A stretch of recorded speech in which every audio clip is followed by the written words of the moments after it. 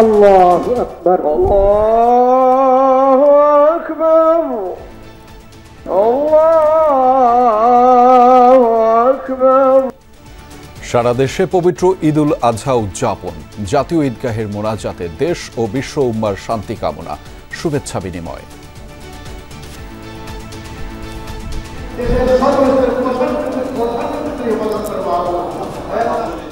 দেশবাসী এবং আমার পরিবারের জন্য দোয়া চাইলাম। সৃষ্টিকর্তার কাছে সেই প্রার্থনাই করেছে যেন আমাদের সামনের দিনগুলো আরো সুন্দর হোক। আমাদের আত্মশুদ্ধি, আত্মোপলব্ধি করে যদি আমরা ভালো মানুষ হতে পারি।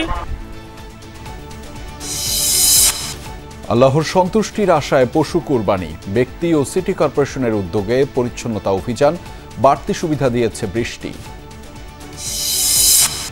পাড়া মহল্লায় পশুর চামড়া সংগ্রহ, প্রত্যাশিত দাম না পাওয়ার অভিযোগ মৌসুমী ব্যবসায়ীদের, সুযোগ নিচ্ছেন আড়তদাররা। 700-800 টাকা বলতেছে, আমার তো আছে যাইতেছে, আমার তো আর লস দিতেছে। উনি কয় 600 টাকা করে, এটা অযুক্তি। 400 টাকা হলে 400 আর 600 যদি ধরেন 1000, 700 ধরলে 1100, তারপরেও সিমিলার নাই, কোনো সামঞ্জস্যতা নাই। এপ্রিলে নির্বাচন সুচিন্তিত সিদ্ধান্ত নয়, অভিমত বিএনপির। সংকট সমাধানে অর্থবহ ভোট জরুরি, বলছে জামায়াত। উনি ঘোষণা দিয়েছেন একটা তারিখে, কিন্তু এই সুযোগগুলো সৃষ্টি না করলে একটা অর্থবহ নির্বাচন হবে না।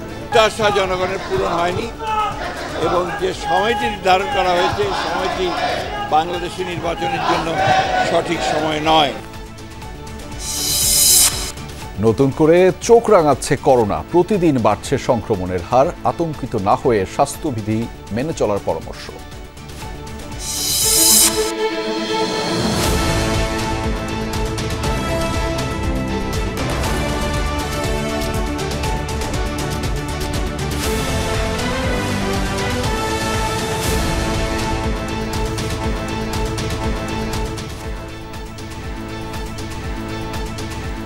দর্শক আমন্ত্রণ, সন্ধ্যার বাংলাদেশের আয়োজনে আপনাদের সাথে আছি আমি আহমেদ রেজা। ঈদ মুবারক, সবাইকে ঈদের শুভেচ্ছা। এতক্ষণ দেখছিলেন শিরোনামগুলো, এবার জানাচ্ছি বিস্তারিত। ত্যাগের মহিমায় উদযাপিত হচ্ছে পবিত্র ঈদুল আজহা। মহান আল্লাহর সন্তুষ্টি লাভের আশায় নামাজের পর চলছে পশু কুরবানি। জাতীয় ঈদগাহে অনুষ্ঠিত হয় দেশের প্রধান জামাত। মোনাজাতে পরিবার, মুসলিম উম্মার জন্য দোয়ার পাশাপাশি অর্থনৈতিক রাজনৈতিক সংকট থেকে মুক্তি কামনা করেন মুসল্লিরা। প্রধান উপদেষ্টা ডক্টর মোহাম্মদ ইউনূস ঈদ জামাতে অংশ নিয়ে সবার কাছে দেশের জন্য দোয়া চেয়েছেন। সহকর্মী আলমগীর স্বপন জানাচ্ছেন বিস্তারিত। কোথাও মেঘলা আকাশ, কোথাও রোদের ঝলক, এর মাঝে ঈদ জামাতে সামিল হতে হাজারো মানুষ জাতীয় ঈদগার পথে। এবার মুসল্লিদের উপস্থিতি আগের তুলনায় কিছুটা কম থাকলেও ছিল নিরাপত্তার কড়াকড়ি। দেশের প্রধান ঈদ জামাতে সামিল হন 25 থেকে 30 হাজার মুসল্লি। নারীদের জন্য ছিল আলাদা ব্যবস্থা। ঈদগাহে প্রবেশের জন্য পেরুতে হয় নিরাপত্তার কয়েকটি স্তর। জাতীয় মসজিদ বায়তুল মোকাররমের খতিব মুফতি আব্দুল মালেক সকাল 7:30টায় নামাজ শুরু করেন। সকল ভেদাভেদ ভুলে নবীন প্রবীণ ধনী গরিব সবাই একাকার ঈদ জামাতে। প্রধান উপদেষ্টা ডক্টর মোহাম্মদ ইউনূস, উপদেষ্টা পরিষদের সদস্যসহ সব শ্রেণী পেশার মানুষ নামাজ আদায় করেন এখানে। ত্যাগ ও আনুগত্যের আদর্শে অনুপ্রাণিত হয়ে পরম করুণাময় সৃষ্টিকর্তার কাছে প্রার্থনা করেন তারা। সরকার প্রধান সবাইকে জানান ঈদের শুভেচ্ছা। সবাইকে আজকে একসঙ্গে ঈদের জামাতে পেলাম, সবাইকে ঈদ মোবারক জানালাম।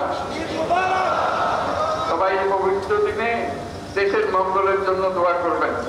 মুসলিম উম্মার শান্তি ও সমৃদ্ধির জন্য দোয়া করেছেন মুসল্লিরা।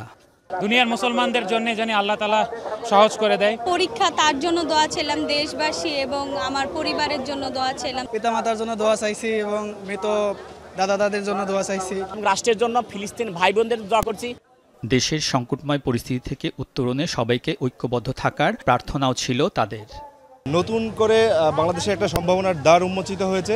একতা এবং সততা, যেটা আমাদের ভিতরে অভাব দেখা দিয়েছে। আসলে দল, জনগণ আর সবার সাথে একটা বন্ধুত্বপূর্ণ সম্পর্ক থাকুক, এটা প্রত্যেকটা দলের কাছে আমাদের চাওয়া হবে। সুষ্ঠু একটা নির্বাচন হয়, এটাই আমরা দেশের মানুষ দোয়া করতেছি, আর যাতে মানুষ শান্তি থাকতে পারে। একটা গণতান্ত্রিক মূল্যবোধ সম্পন্ন একটা আইনের শাসন, ইনসাফ এবং ন্যায়ভিত্তিক বাংলাদেশ চাই। আল্লাহ তুমি আমাদের দেশকে, দেশের মানুষকে একতাবদ্ধ হয়ে এই সংকট মোকাবেলার শক্তি দান করুন। পরিবার ছেড়ে জাতীয় ঈদগাহ নামাজের নিরাপত্তা দায়িত্বে থেকে খুশি ছিলেন নিরাপত্তা বাহিনীর সদস্যরা, তবে আনন্দ ভাগাভাগিতে এগিয়ে ছিল শিশুরাই। নানু বাসায় যাব, এসে খাবো, গরু কোরবানি করবে, সবার সাথে মহব্বত আদায় হবে। নিজেদের খুশি বিসর্জন দিয়ে আমরা যে মানুষের নিরাপত্তা দিচ্ছি, এটা অনেক বড় একটা পাওয়া। দেশের জনগণ শান্তিতে থাকলে আমাদের এটাই শান্তি। হযরত ইব্রাহিম আলাইহিস সালামের ত্যাগের আদর্শে ঈদ জামাত শেষে পশু কোরবানি করেন সামর্থ্যবান মুসল্লিরা। দেশে সংকট বিভক্তি আছে সম্ভাবনাও। কোরবানির ত্যাগের আদর্শে এর মাঝে ছড়িয়ে যাক ঐক্যের বার্তা, গড়ে উঠুক ন্যায়, সমতা ও সম্প্রীতির বাংলাদেশ। আলমগীর স্বপন, যমুনা নিউজ, ঢাকা। খুশির ঈদে মাতোয়ারা সারা দেশ। অনুষ্ঠিত হয়েছে ঈদুল আজহার নামাজ। বৃহৎ দুটি জামাতের আয়োজন ছিল শোলাকিয়া ও গোরে শহীদে। নামাজ শেষে দেশ ও জাতির কল্যাণ কামনায় মোনাজাত করা হয়। এরপর পশু কোরবানি দিয়েছেন মুসল্লিরা। কিশোরগঞ্জের ঐতিহাসিক শোলাকিয়া ময়দান। সকাল ৯টায় শুরু হয় ১৯৮তম ঈদের জামাত। অংশ নেন অর্ধলক্ষাধিক মুসল্লি। মুসল্লিদের আসা যাওয়ার সুবিধায় এবারও ছিল বিশেষ ট্রেনের ব্যবস্থা। নিরাপত্তা ছিল জোরদার। ইমামতি করেন মাওলানা আবুল খায়ের মোহাম্মদ সাইফুল্লাহ। নামাজ শেষে মুসলিম উম্মার শান্তি কামনায় করা হয় মোনাজাত। আমরা আসছি বড় মাঠের মাঝে, ইনশাআল্লাহ সবের আশা বেশি নেকির লাগে, এখানে নামাজ পড়বার লাগে। ইনশাআল্লাহ আমরা চেষ্টা করতেছি এই জামাতে সবাই অংশ নিতে, আর বেশি জামাতে বেশি মানুষ থাকলে সেখানে আল্লাহ তাআলা সবার দোয়া কবুল করেন। দেশের আরেক বৃহৎ ঈদগাহ দিনাজপুরের গোরে শহীদ। সেখানেও নামাজ পড়েছেন অর্ধলক্ষাধিক মুসল্লি। সকাল 8:30টায় শুরু হয় জামাত। নামাজ পড়ান মাওলানা মাসুদুর রহমান। ছিল 3 স্তরের নিরাপত্তা ব্যবস্থা। মুসলিম উম্মার শান্তি কামনায় অনুষ্ঠিত হয়েছে দোয়া ও মোনাজাত। রাজনৈতিক বিষয়টা এই ময়দানে যে উত্থাপিত হইত, সেই বিষয়টা আমরা এবার দেখতে পাই না, যেটা আমার কাছে খুবই ভালো লেগেছে। সিলেট নগরীতে প্রধান জামাত অনুষ্ঠিত হয়েছে শাহী ঈদগাহ ময়দানে। নামাজ পড়েছেন অর্ধলক্ষাধিক মানুষ। এছাড়া নগরীর ৩৯০টি স্থানেও নামাজের ব্যবস্থা ছিল। রংপুরে ঈদের প্রধান জামাত অনুষ্ঠিত হয়েছে কালেক্টরেট মাঠে। অংশ নেন কয়েক হাজার মানুষ। এছাড়া ওয়ার্ডে ওয়ার্ডেও ছিল নামাজের ব্যবস্থা। সবাই মন খুলে আল্লাহর কাছে দোয়া করেছি এই জাতির মুক্তির জন্য, এই জাতির উন্নতির জন্য, এদেশের মানুষ যেন ন্যায্যতা, ন্যায় বিচার এবং ন্যায় ভিত্তিক একটি সমাজে বাস করতে পারে, তার জন্য। রাজশাহীতে সকাল 7:30টায় ঈদুল আজহার প্রধান জামাত হয়েছে শাহ মখদুম কেন্দ্রীয় ময়দানে। এছাড়া নগরীর সাহেব বাজার, বড় রাস্তা, টিকাপাড়া, বিশ্ববিদ্যালয় কেন্দ্রীয় মসজিদ সহ পাড়া মহল্লায় ঈদের জামাত অনুষ্ঠিত হয়। আজকের ঈদের থেকে বিশ্ববাসীর জন্য কামনা, মুসলমানদের ঐক্য দরকার, এটা হলো বড় প্রয়োজন। বিগত দিনের থেকে এবার খুব ভালো হয়েছে ঈদের নামাজ। আমরা সুষ্ঠুভাবে সুন্দরভাবে নামাজটা আদায় করতে পেরেছি। খুলনায় বৈরী আবহাওয়ার কারণে সার্কিট হাউস ময়দানের পরিবর্তে টাউন জামে মসজিদে ঈদের প্রধান জামাত অনুষ্ঠিত হয়েছে। এছাড়াও ওয়ার্ডে ওয়ার্ডে ছিল নামাজের ব্যবস্থা। বরিশাল নগরীর হেমায়েত উদ্দিন কেন্দ্রীয় ময়দানে ঈদের প্রধান জামাত অনুষ্ঠিত হয়েছে। তবে জেলার সবচেয়ে বড় ঈদের নামাজ অনুষ্ঠিত হয়েছে চরমোনাই দরবার শরীফে। কুরবানির চামড়া একটু সংরক্ষণ করার জন্য সরকারের পক্ষ থেকে আমরা পুরো জেলাতে 160 মেট্রিক টন লবণ আমরা সরবরাহ করছি এতিমখানা, মাদ্রাসা এবং লীলা বোর্ডিংয়ে।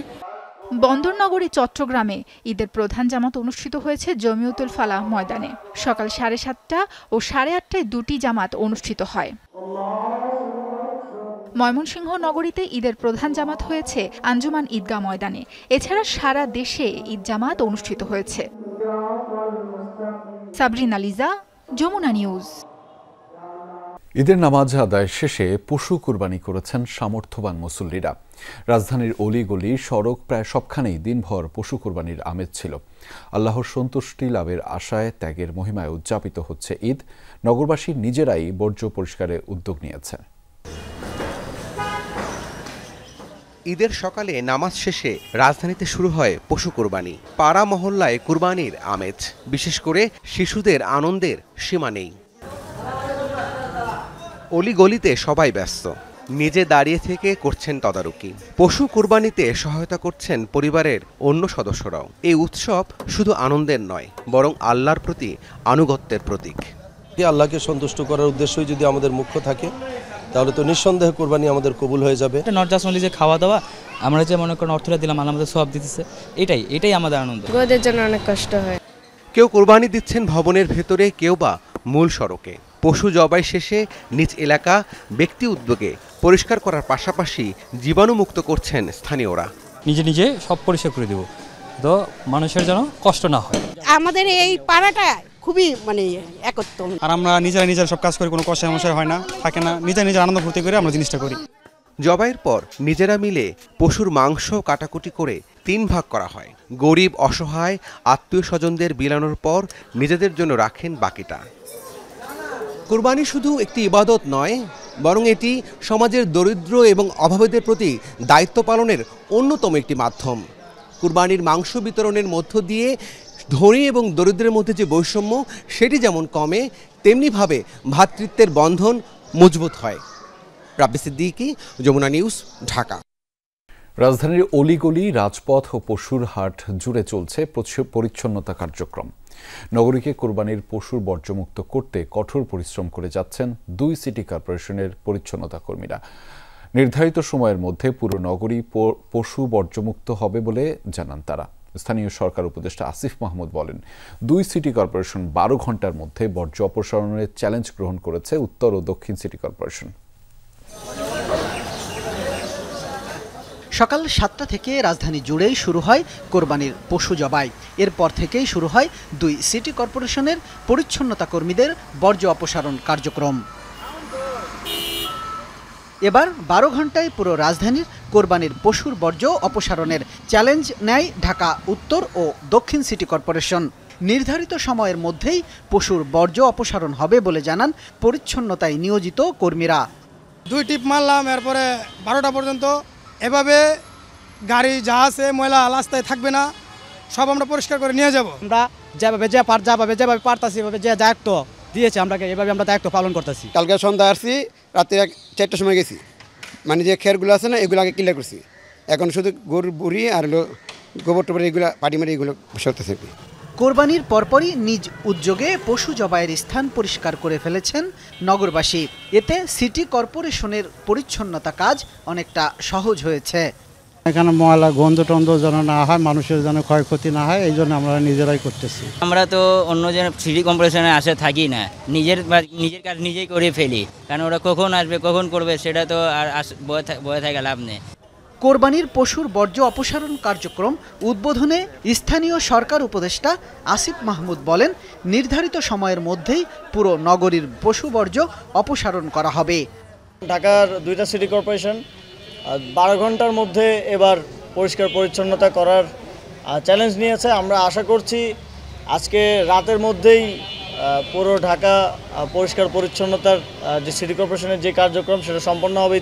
এদিকে রাজধানীতে কোরবানির পর এক পশলা বৃষ্টিতে পশুর বর্জ্য খানিকটা ধুয়ে মুছে যায়। শামীম রেজা, যমুনা নিউজ, ঢাকা। 2026 সালের এপ্রিলের প্রথমার্ধে নির্বাচনের সময় নির্ধারণ সরকারের সুচিন্তিত সিদ্ধান্ত নয়। এই বছরের ডিসেম্বরে নির্বাচন জাতির জন্য মঙ্গলজনক বলে মন্তব্য করেছেন বিএনপি মহাসচিব মির্জা ফখরুল ইসলাম আলমগীর। তিনি বলেন, সরকারের ঘোষিত সময় জন আকাঙ্ক্ষার প্রতিফলন নয়। ঈদের দিন চন্দ্রিমা উদ্যানে দলের প্রতিষ্ঠাতা জিয়াউর রহমানের সমাধিতে বিএনপির পক্ষ থেকে শ্রদ্ধা ও দোয়ার আয়োজন। সকাল থেকেই সমাধিতে ভিড় করেন নেতাকর্মীরা। শ্রদ্ধা ও মোনাজাতে অংশ নেন সিনিয়র যুগ্ম মহাসচিব রিজভী আহমেদ, স্থায়ী কমিটির সদস্য সহ দলের শীর্ষ নেতারা। বিএনপি মহাসচিব মির্জা ফখরুল ইসলাম আলমগীর নির্বাচনের ঘোষিত সময় নিয়ে মতামত জানান। বরাবরই দাবি ছিল যে আমরা ডিসেম্বরের মধ্যে এই নির্বাচন চেয়েছিলাম, জনগণের প্রত্যাশাও তাই ছিল। প্রত্যাশা জনগণের পূরণ হয়নি এবং যে সময়টি নির্ধারণ করা হয়েছে সময়টি বাংলাদেশের নির্বাচনের জন্য সঠিক সময় নয়। মির্জা ফখরুল বলেন, এবছরের ডিসেম্বরে নির্বাচনের জন্য উপযুক্ত সময়। আমরা মনে করি যে ডিসেম্বরেই নির্বাচন হওয়া সম্ভব এবং সেটাই জাতির জন্য সবচেয়ে উপযোগী হবে।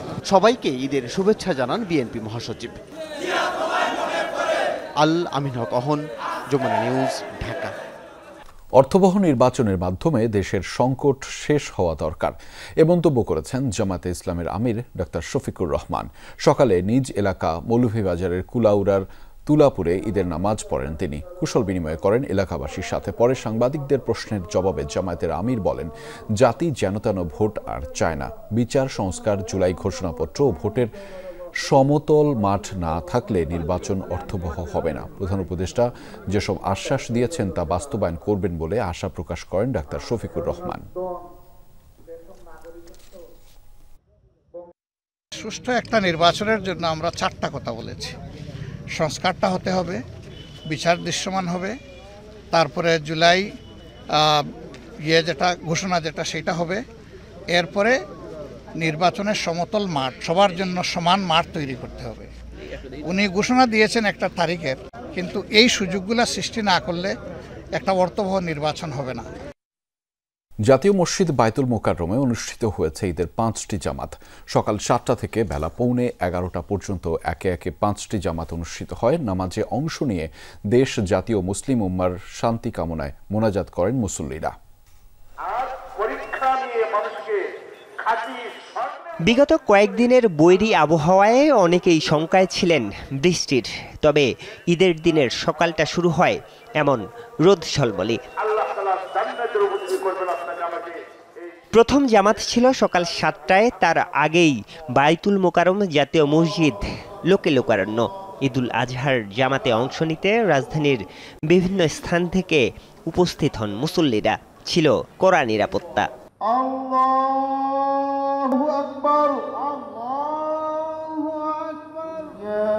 প্রথম জামাতে ইমামতি করেন যাত্রাবাড়ি তামিরুল মিল্লাত কামিল মাদ্রাসার অধ্যক্ষ ডক্টর খলিলুর রহমান মাদানী।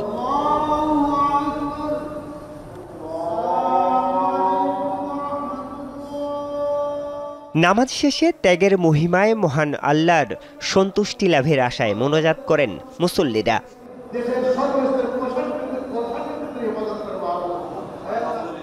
মোনাজাত শেষে পরস্পরকে আলিঙ্গনের মাধ্যমে ঈদের শুভেচ্ছা বিনিময় করেন। যেহেতু বায়তুল মোকাররম জাতীয় মসজিদ, এখানে নামাজ পড়া এবং আমার ছেলেরাও পছন্দ করে। খুবই ভালো লাগলো, সবার জন্য দোয়া, দেশবাসীর জন্য দোয়া। আমি এখন আমার আম্মুর সাথে বাসায় যেয়ে ঈদের কোলাকুলি করব, তারপর বাহিরে হয়তো বা ঘুরতে যাব কোথাও। দোয়া করলাম যে যারা এরকম কোরবানি দিচ্ছে আল্লাহ তাআলা যাতে সকলের কোরবানিকে কবুল করে। প্রথম জামাতের পর জাতীয় মসজিদে একে একে অনুষ্ঠিত হয় আরও 4টি জামাত। সবার জন্য দোয়া করলাম, দাদা দাদি পরিবারের সবার জন্য। যাতে একটা ক্রান্তিকাল পার করছে, আমরা চাচ্ছি যে আমাদের আত্মোপলব্ধি করে যদি আমরা ভালো মানুষ হতে পারি। সৃষ্টিকর্তার কাছে সেই প্রার্থনাই করেছি যেন আমাদের সামনের দিনগুলো আরো সুন্দর হোক। বায়তুল মোকাররম সহ রাজধানীর 118টি ঈদগাহ এবং প্রায় 1,500-এরও বেশি মসজিদে অনুষ্ঠিত হয়েছে ঈদুল আজহার নামাজ। কোরবানির তাৎপর্যই হলো মানুষের মনের পশুত্ব, নির্মমতা, নিষ্ঠুরতা আর বিভৎসতা দূর করা। এই ঈদের জামাতে অংশ নেওয়া মুসল্লিরা বলছেন, বিগত সময়ে দেশের মানুষ যে লোভ, লালসা, বিভৎসতা দেখেছে তা বিসর্জন দিয়ে সবার মধ্যে মানবতা আর ভ্রাতৃত্ববোধ জাগ্রত হোক, অর্জিত হোক মনের তাকওয়া। আরিফুর রহমান সবুজ, যমুনা নিউজ, ঢাকা। চামড়ার দামে এবারও পতন। বেঁধে দেয়া দাম তোয়াক্কা করেনি কেউই। বড় আকারের এক একটি কাঁচা চামড়ার দাম উঠেছে সর্বোচ্চ 800 টাকা। তাও বেলা গড়ানোর সঙ্গে সঙ্গে কমতে থাকে। এবারও সিন্ডিকেটের হাতেই ছিল বাজারের নিয়ন্ত্রণ। ব্যবসায়ীরা বলছেন সরকারের তরফ থেকে বেশি দাম নির্ধারণ করা হয়েছে, যা পরিপালন করা অসম্ভব। 5 বার আমার কাছে গাড়ি টোটা মাল যাবে ওকে গাড়িটা 800 টাকা 50 টাকা লেগে দরকার নাই 600 টাকা মাল মিলে মাল কই মিলছে আপনার মালের লগে মিলে নেই 600 টাকা লেগে মিথ্যা কইলে যাক ভাই এটা আখেরাতে দিবেন, কোনো সমস্যা নেই, মিথ্যা কইলে তুমি তো বলছো আখেরাতে। সকাল থেকেই দাম নিয়ে চলে এমন বাকবিতণ্ডা। মৌসুমী ব্যবসায়ী এবং পাইকার আড়তদারদের মধ্যে চলে দর কষাকষি। রাজধানীর সায়েন্স ক্লাব মোড়ে বেলা 11টার দিকে আসতে থাকে গরুর চামড়া, কিন্তু দামের পতনে মৌসুমী ব্যবসায়ীদের যেন মাথায় হাত। ফরিয়া, মৌসুমী ব্যবসায়ী কিংবা মাদ্রাসা এতিমখানা কর্তৃপক্ষ সবার মধ্যেই দাম নিয়েছিল ক্ষোভ। বড় এবং মাঝারি আকারের কাঁচা চামড়ার বিক্রি মূল্য ছিল 600 থেকে 800 টাকা পর্যন্ত। আমরা মাল 1100 কিনছি, 1000 টাকাও কিনছি, খালি 2টা মাল কিনছি আপনার কাছে 850 টাকা করে, এখন উনি কয়ে 600 টাকা করে। এটা অযুক্তি। আর টিপিতে রেট দিচ্ছে 100-700 টাকা দাম বলতেছে, এইভাবে করলে কিভাবে চলবো? এখন কাঁচামালের দামই যদি 1300 টাকা বলে, তা আমরা 4-5 জন মানুষ এখানে খাইটা ক্যারিং খরচ দিয়ে নিয়ে তারপর লবণ লাগায় এই মালের দাম তখন পড়বে প্রায় 1600-1700 টাকা। সরকারের তরফ থেকে লবণযুক্ত চামড়ার দাম প্রতি বর্গফুট নির্ধারণ করা হয় 65 টাকা, আর ছোট আকারে লবণযুক্ত প্রতি পিস চামড়ার মূল্য বেঁধে দেওয়া হয় 1350 টাকা। কিন্তু এই দাম কেউ মানেনি। এক একটি চামড়ায় প্রক্রিয়াকরণ করতে ব্যয় হয় 300 টাকা। সেই হিসাবে একটি কাঁচা চামড়ার দাম হওয়া উচিত 1000 টাকার উপরে। আমি 3টা চাইছি 3000 টাকা, উনি বলে 500, 600, 700, 2700 টাকা লস হইতেছে, এখন দিয়ে দিই 700-800 টাকা বলতেছে। না আমার তো আইতেছে, আমার তো আর লস দিতেছে। আমার দাম কিন্তু একটা বয়লার নিয়ে গেছে, এরপরে 22 টাকায় 50টা বাদ, নিলে না নিলে নাই। ওদিকে রাজধানীর পোস্তাতেও একই চিত্র, দাম নিয়ে ছিল পাল্টাপাল্টি অভিযোগ। বলা হয় বেঁধে দেয়া চামড়ার দাম পাওয়া যায়নি।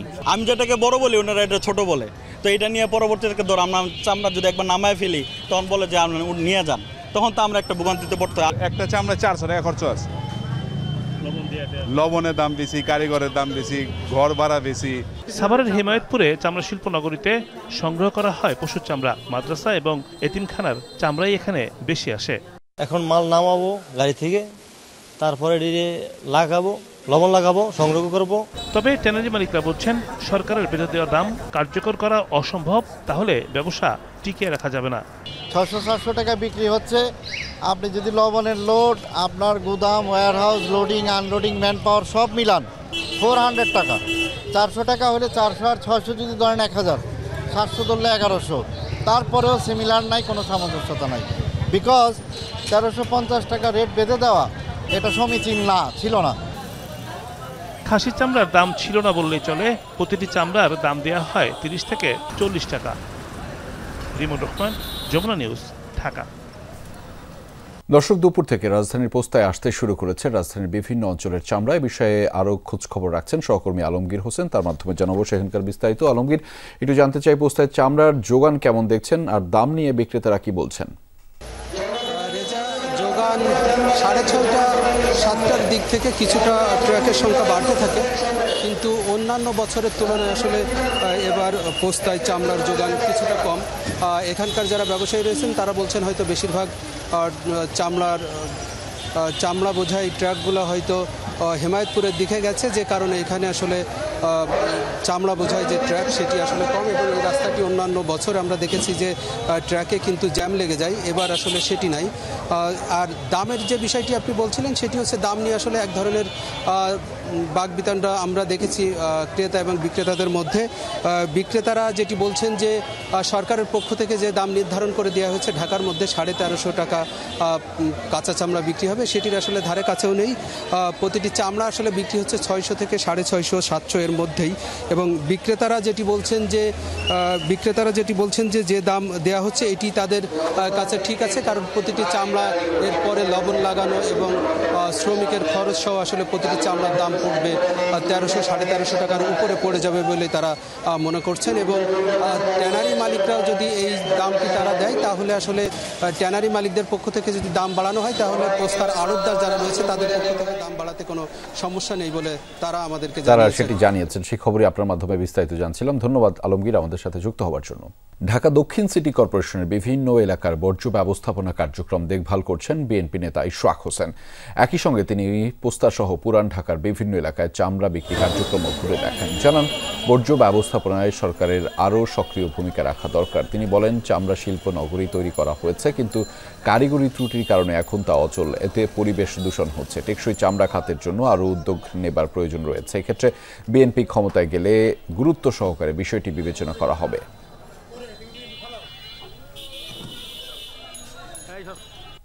আমরা চাই একটা সাস্টেনেবল ওয়েতে এই চামড়া যে ডেভেলপমেন্ট এবং সেটাকে এক্সপোর্ট করার জন্য যে প্রসেসে নিয়ে যাওয়া দরকার, সেটা একটা সাস্টেনেবল ওয়েতে হওয়া উচিত। এবং এটা ডেফিনেটলি কোনো রেসিডেন্সিয়াল এরিয়া বা শহরের ভিতর থেকে এটাকে স্থানান্তর করতে হবে। অতীতে এরকম একটা উদ্যোগ নেওয়া হয়েছিল, কিন্তু সেখানে কিছু কারিগরি জটিলতার কারণে সেটা করা সম্ভব হয় না। তা আমরা যদি আগামীতে সরকারে রাষ্ট্র ক্ষমতায় আসি, বাংলাদেশ জাতীয়তাবাদী দল বিএনপি, আমরা অবশ্যই এটাকে প্রায়োরিটি দিয়ে এটাকে সলভ করব, যাতে করে চামড়া ব্যবসায়ীদের জন্য সুবিধা হয়। কোরবানির সময় অসতর্কতার কারণে গরুর আঘাতে আহত হয়েছেন অনেকেই। জবাই ও মাংস কাটতে অনভিজ্ঞতার কারণে হাত পাও কেটেছে কারো কারো। এমন আহত ব্যক্তিরা চিকিৎসার জন্য ভিড় করেন রাজধানীর পঙ্গু হাসপাতালে। রাজধানীর মিরপুর মাজার রোড এলাকার বাসিন্দা রাকিব হোসেন সকালে মোটরসাইকেলে যাওয়ার সময় গরুর তাড়া খেয়ে চোট পান। একটি হাত ভাঙার পাশাপাশি আঘাত পান পায়েও। তার ঠিকানা এখন হাসপাতালের শয্যা। বাইক চালাইছিল, পিছন থেকে গরু আসছিল, আইসা ঢাকা দিচ্ছে, অটো শেষ ঢাকা এই অবস্থা হয়েছে। এখন অবস্থা তো খুবই খারাপ, দেখতে পাচ্ছেন সবাই। কোরবানির সময় গরুর লাথিতে পা ভাঙে নবাবগঞ্জের বাসিন্দা পীরচাঁদের। ভাঙা পা নিয়ে এখন তিনি কাতরাচ্ছেন হাসপাতালে।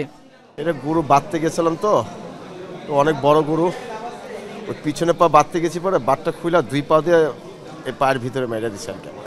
ঈদের দিন সকাল থেকেই এমন অসংখ্য রোগী সেবা নিয়েছে পঙ্গু হাসপাতালে, যাদের অধিকাংশই হাত ও পা কাটা রোগী। আমার হাত ছিল গরুর হাতের উপরে, কিন্তু ওই যে হুজুরে মানে পোজ দেওয়ার সময় ওই শীতটা আইসা তখন মনে করেন আমার ওই জায়গায় পোজ দেওয়া হয়েছে আর কি। কুরবানির গরু ফালাই দিয়ে যে আর কি গরুর পায়ের খুরার বাড়িতে পিছনের হাড়টা ভেঙে গেছে। আমার ওই তো গরু কাটতে যায়, গরু তো ফালাইছে, গরু ধরিয়া পড়ে গেছে, পড়ে আমার এই জায়গাটা যে আডিটা ডাবিয়ে গেছে। সকাল থেকে অতিরিক্ত রোগীর চাপে হিমশিম খেতে হচ্ছে চিকিৎসকদের। গরু কাটতে গিয়ে যে কাটাকুটিগুলো আসে সেগুলো আসতেছে এখন সকালবেলা, শুধুমাত্র হাত কাটা, পা কাটা এগুলো আসতেছে।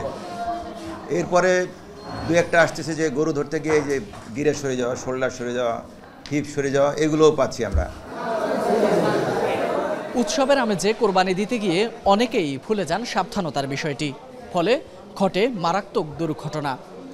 আনন্দের কোরবানি রূপ নেয় বিষাদে। তাই চিকিৎসকদের পরামর্শ, দক্ষতা এবং সাবধানতার সাথে দিতে হবে কোরবানি, তবেই রোধ করা যাবে এমন অনাকাঙ্ক্ষিত দুর্ঘটনা। ফয়সাল মাহমুদ, যমুনা নিউজ, ঢাকা। করোনা আক্রান্ত হয়ে ঢাকায় মারা গেছেন 80 বছরের এক প্রবীণ। নতুনভাবে সংক্রমণ ছড়াচ্ছে প্রতিদিন। বিশেষজ্ঞরা বলছেন সাধারণত জুলাইয়ে কোভিডের প্রভাব বাড়ে, এবার একটু আগেভাগেই ছড়িয়ে পড়ছে সংক্রমণ। তবে আতঙ্কিত হওয়ার কিছু নেই, সতর্ক থেকে স্বাস্থ্যবিধি মেনে চলার পরামর্শ তাদের। একই সাথে হালকা উপসর্গ দেখা দিলেই পরীক্ষা করানোর আহ্বান জানিয়েছেন তারা। কয়েক বছর করোনার আধিপত্য দেখেছে পুরো বিশ্ব, ভয়াবহতা দেখেছে বাংলাদেশও। সরকারি হিসেবে করোনায় মারা গেছে প্রায় 4.5 লাখ মানুষ। দ্রুত ভ্যাকসিনেশনের রেহাই মিলেছিল অনেকটাই, তবে মাঝে মধ্যে নিজের উপস্থিতি জানান দিচ্ছে কোভিড-19-এর নানান ভ্যারিয়েন্ট। এবার ওমিক্রনের সাব ভ্যারিয়েন্ট LF7, XFG এবং NB181-এর সন্ধান পাওয়া গেছে প্রতিবেশী ভারতে। গেল সপ্তাহে করোনায় আক্রান্ত হয়ে মারা গেছে বেশ কয়েকজন। বাংলাদেশেও ওমিক্রনের প্রভাব বেড়েছে।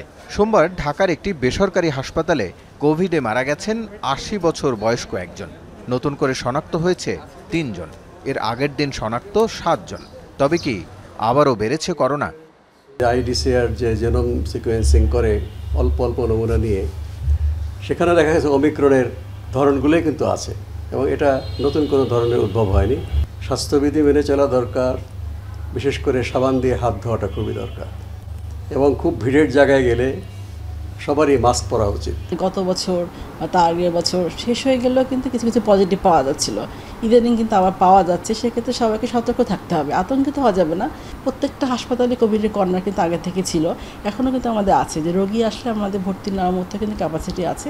তারপর সতর্ক হতে হবে, কারণ যখন সংখ্যাটা বেড়ে যায় তখন কিন্তু আসলে সব ক্ষেত্রে সবার জন্য কিন্তু এটা কষ্টকর। বিশ্লেষকরা বলছেন করোনা মৌসুমি রোগ নয়, তবে বাংলাদেশে প্রতি জুলাইয়ে এর প্রভাব বাড়ে।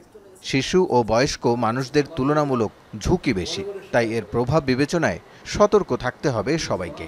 অন্যান্য রোগ হলে যেই রোগে তার প্রতিরোধ ক্ষমতা কমে যায় তাদের ঝুঁকি, গর্ভবতী নারীদেরও প্রতিরোধ ক্ষমতা কমে যায় তাদের জন্য ঝুঁকি, বা আপনি দীর্ঘদিন একটা ঔষধ খাচ্ছেন, যে ঔষধে শরীরের প্রতিরোধ ক্ষমতাটা দুর্বল থাকে, তাহলেও কিন্তু তাদের জন্য কোভিড মানে বিপদের কারণ হতে পারে। যদি একটু ঠান্ডা কাশি দেখা যায় অবশ্যই টেস্টটা করে নেওয়া ভালো, কারণ কোভিডের অতীতটাকে ভুলে নেয়। আসলে কোভিডের যে আতঙ্কটা ছিল, কিন্তু এখনও মানুষের যে ওই আগ্রহটা টেস্টটা করতে আসবে, সেটা কিন্তু এখন ওরকম লক্ষণ দেখা যাচ্ছে না। কিন্তু আমাদের যেটা সবার জন্য জানা দরকার। বিশেষজ্ঞরা বলছেন আবিষ্কৃত কোভিড ভ্যাকসিন স্বল্প মেয়াদে প্রতিরক্ষা ব্যবস্থা তৈরি করতে পারে, তবু ভ্যাকসিন ও স্বাস্থ্যবিধি মানাই মূল ভরসা। রাসেল আহমেদ, যমুনা নিউজ, ঢাকা। গাজায় চলছে ত্রাণের জন্য অপেক্ষারত মানুষের উপর নির্মম হত্যাকাণ্ড। শনিবার ভোর থেকে বিভিন্ন স্থানে হামলায় প্রাণ হারিয়েছেন অন্তত 22 ফিলিস্তিনি। রাফার আল আখাওয়ার একটি ত্রাণ কেন্দ্রের কাছে গুলিতে প্রাণ হারিয়েছেন 5 ফিলিস্তিনি। গাজা সিটির পশ্চিমে একটি বাড়িতে চালানো হয়েছে আগ্রাসন, এতে হতাহত হয়েছে অনেকে। এর আগে শুক্রবার ঈদুল আজহার দিন বিভিন্ন স্থানে হামলায় প্রাণ হারিয়েছেন অন্তত 42 ফিলিস্তিনি। রাশিয়ায় ইউক্রেনের দুর্ধর্ষ অপারেশন স্পাইডার ওয়েবের পর এবার কিয়েভে বড় পরিসরের ড্রোন হামলা চালিয়েছে মস্কো। নিহত হয়েছে অন্তত 6 জন। শুক্রবার রাজধানী কিয়েভ সহ লুৎস্ক শহর ও টারেনপিল অঞ্চলে রাতভর একযোগে চালানো হয় ড্রোন ও মিসাইল হামলা। বিদ্যুৎ বিচ্ছিন্ন হয়ে পড়ে কিয়েভের 2000-এর বেশি ঘরবাড়ি। সবচেয়ে ভয়াবহ হামলার শিকার হয়েছে উত্তর পূর্বাঞ্চলীয় শহর খার্কিভ। এখানে নিহত হয়েছে 3 জন, 2 শিশু সহ আহত হয়েছে 17 জন। দর্শক, এই ছিল আজকে সন্ধ্যার বাংলাদেশের আয়োজনে। এতক্ষণ আমাদের সাথে থাকার জন্য আপনাদের সবাইকে ধন্যবাদ।